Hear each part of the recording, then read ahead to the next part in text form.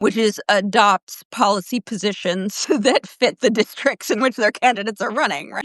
And, I think there's some commonalities you can find between, the two poles of this spectrum that you hear talk about lately, which is like Zoran Mamdani in New York and Abigail Spanberger in Virginia. The sort of like right-wing, white woman from like the national security establishment, right-wing as far as the Democrats go, like a centrist, right? Like a centrist, like accommodationist sort of politician.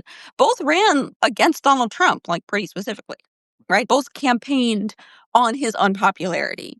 And both, talked about affordability, and both were like, significantly younger than some of the major figures of the party. I think part of what's happening is a generational shift. You saw a real unwillingness of the sort of centrist boomer coalition that kind of came to political maturity during the first Clinton administration to retire, to let go of their coalitions. And time has sort of forced their hand, right? Biden was forced out of the race.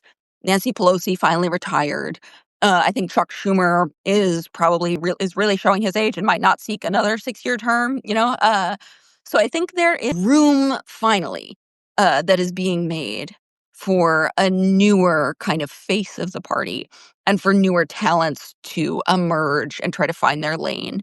I do think that there is a left energy in the Democratic Party, particularly among people like under 40, uh, which is going to be reflected in that generational change and is going to be harnessed in specific districts to some success, right? Like the Zoran Mamdani victory in New York City is a victory, particularly that primary victory, is a victory of the Democratic Socialists of America, New York City chapter, right?